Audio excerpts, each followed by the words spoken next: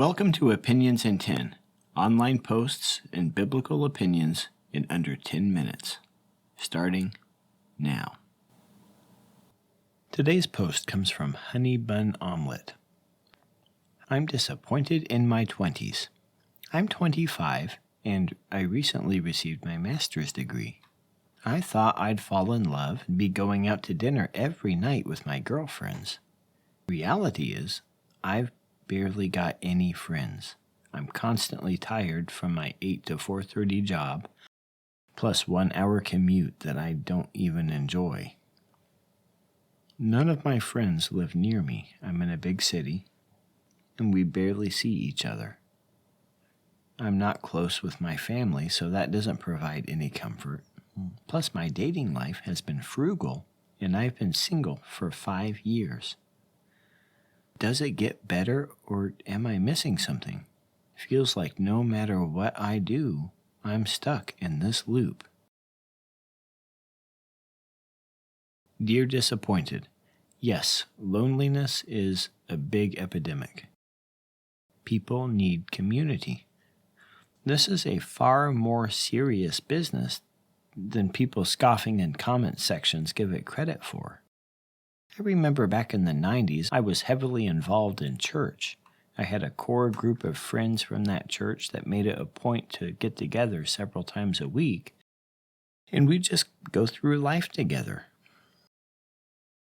I felt very fulfilled in that. But things happened in life.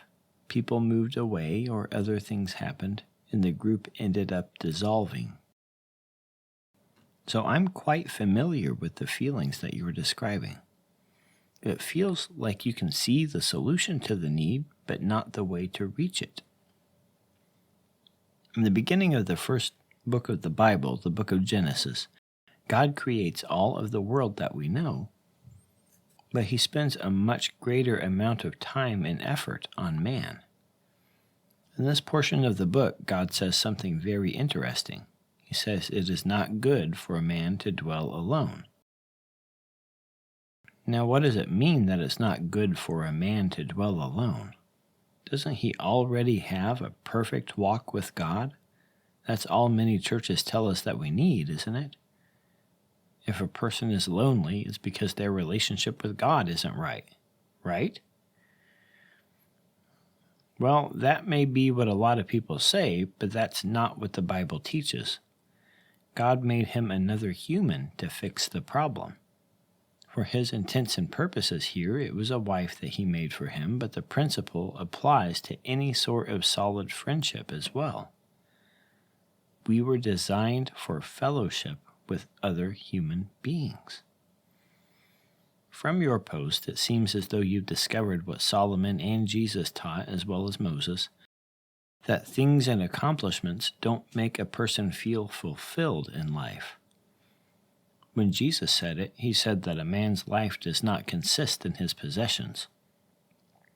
This is borne out by the studies also, that this is not simply a thing that people say, but it exists as an axiomatic principle for the entire human existence. People need connections with other people. I remember seeing a study on loneliness once that showed that a person who is lonely suffers the same amount of bodily harm as a person who smokes something like a pack of cigarettes a day. In other words, it's just no stinking good for you to be lonely. But in this day and age, it's become harder and harder to meet that need. Some of this has to do with the invention of technologies of convenience. For example, block parties started disappearing when the television became widely available in everybody's home. Now we're at a place where we live 20 feet from the same people for decades and have no idea who they are. Having people over for dinner and fellowship was something that happened quite regularly when I was a kid, but it's either not prioritized or people look at you funny if you give them that invitation now.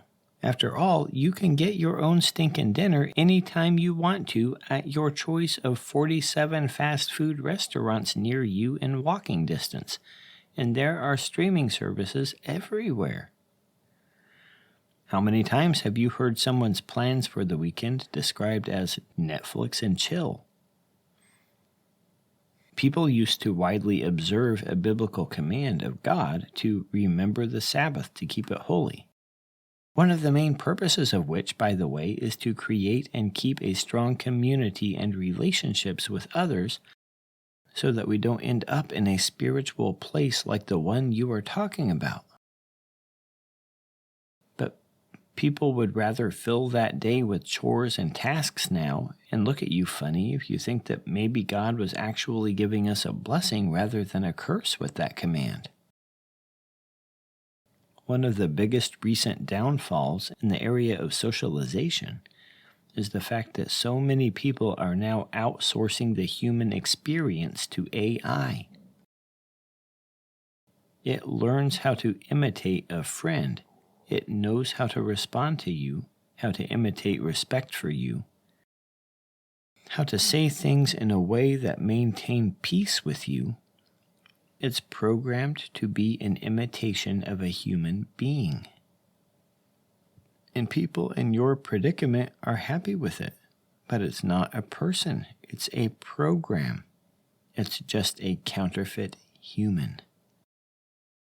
I don't know what the answer is here. I have a difficult time with this as well. People don't seem to have the draw to relationships with other people anymore. I can give you a practical piece of advice that you can throw against the wall and see what sticks, in a manner of speaking. If you are looking to draw people in, you'll need to bait the hook to suit the fish, so to speak. We all have a need, every one of us, to feel like we are important to another person, to be loved, in other words. Streaming services can't do that. AI can't offer that. It has to come from another real person. And that person can be you. I would suggest getting involved in a church and finding out what it means to love another person. You'll be surprised how far following a simple command of God's like this can take you. And that'll be all for this week. If you like this channel, like and subscribe.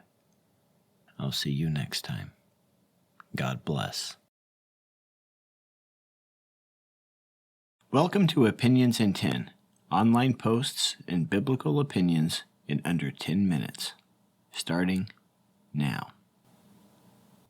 Today's post comes from Honey Bun Omelet. I'm disappointed in my 20s. I'm 25, and I recently received my master's degree. I thought I'd fall in love and be going out to dinner every night with my girlfriends. Reality is, I've barely got any friends. I'm constantly tired from my 8 to 4:30 job, plus 1 hour commute that I don't even enjoy. None of my friends live near me. I'm in a